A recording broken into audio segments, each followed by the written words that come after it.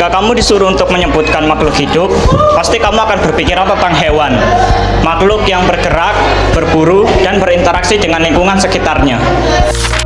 Tapi, bagaimana dengan makhluk hidup yang hanya terdiri dari satu sel, yang begitu kecil sampai kamu bahkan tidak bisa melihatnya tanpa bantuan alat?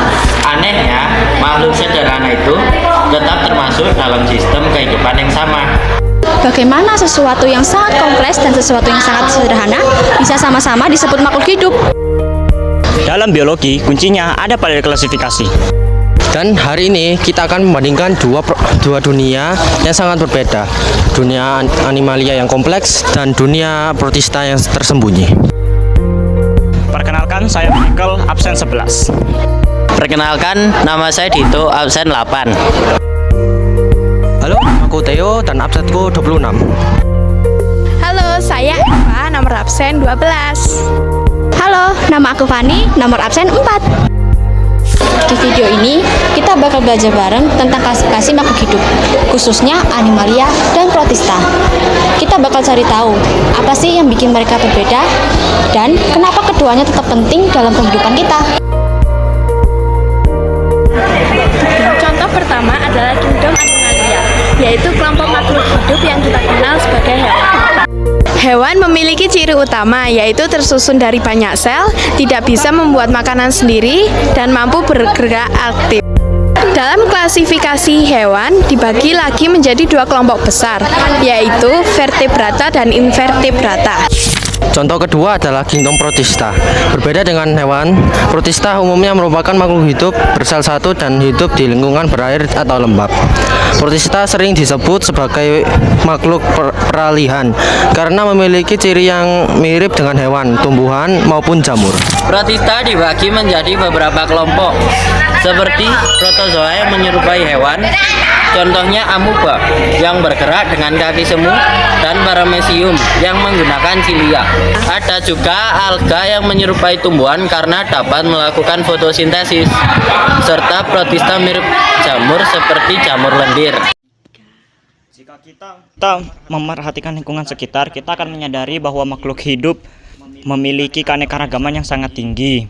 Keanekaragaman hayati adalah variasi makhluk hidup yang mencakup perbedaan ukuran, warna, dan cara mereka bertahan hidup.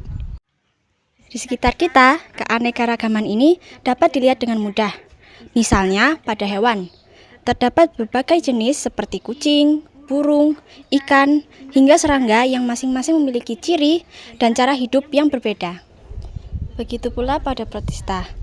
Meskipun berukuran sangat kecil, terdapat beragam jenis seperti amoeba, paramecium, dan alga yang memiliki bentuk serta fungsi yang berbeda. Keanekaragaman juga dapat dilihat dari habitatnya. Ada makhluk hidup yang hidup di darat, di air, maupun di lingkungan lembab. Setiap makhluk hidup beradaptasi dengan lingkungannya agar dapat bertahan hidup. Meskipun keanekaragaman hayati sangat penting bagi kehidupan, saat ini keberagamannya menghadapi berbagai permasalahan yang serius. Salah satunya ancaman utama adalah kepunahan spesies, yang hilangnya suatu jenis makhluk hidup dari bumi.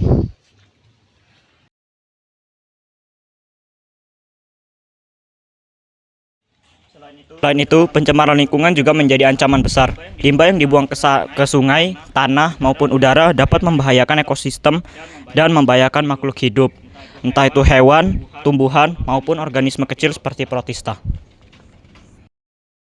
Perubahan iklim juga memperburuk kondisi ini. Perubahan suhu dan cuaca yang ekstrim membuat banyak makhluk hidup tidak mampu beradaptasi dengan cepat sehingga jumlahnya semakin berkurang. Permasalahan lainnya adalah eksploitasi berlebihan, seperti pemburuan liar dan penangkapan hewan secara terus-menerus tanpa memperhatikan keseimbangan alam. Hal ini dapat menyebabkan populasi menurun drastis. Jika permasalahan ini terus berlanjut, maka keanekaragaman hayati akan semakin berkurang dan semakin ekosistem akan terganggu, yang pada akhirnya juga berdampak pada kehidupan manusia.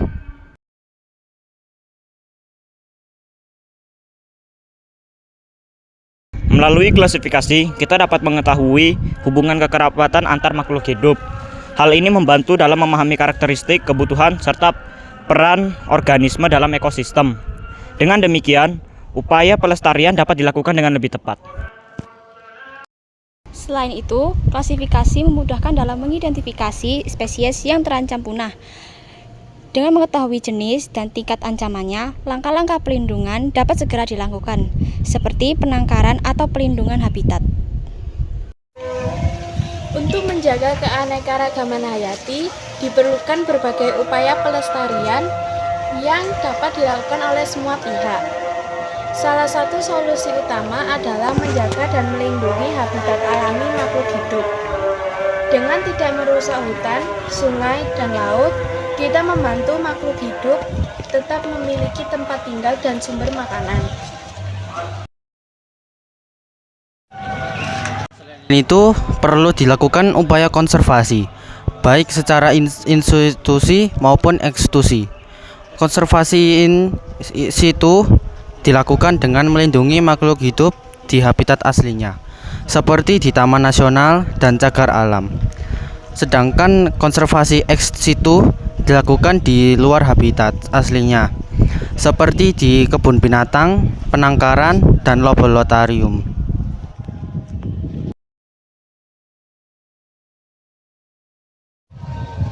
Salah satu bentuk aksi nyata menjaga kebersihan lingkungan tidak membuang sampah sembarangan, terutama ke sungai atau saluran air. Tindakan kecil ini dapat membantu menjaga ekosistem tetap sehat bagi makhluk di dalamnya. Mari kita mulai dari diri sendiri, dari hal kecil dan dari sekarang. Karena menjaga keanekaragaman hayati bukan hanya tanggung jawab pemerintahan atau ilmuwan, tetapi tanggung jawab kita semua sebagai makhluk hidup di bumi ini. Dari yang terlihat hingga yang tak kasat mata, setiap makhluk hidup punya perannya masing-masing. Keanekaragaman hayati bukan hanya sekedar untuk dipelajari, tetapi untuk dijaga. Karena jika satu hilang, maka perlahan yang lain juga ikut terganggu. Jadi, mulai sekarang jangan hanya mengenal, tapi juga peduli. Karena bumi ini bukan hanya tempat tinggal kita, tapi juga milik mereka.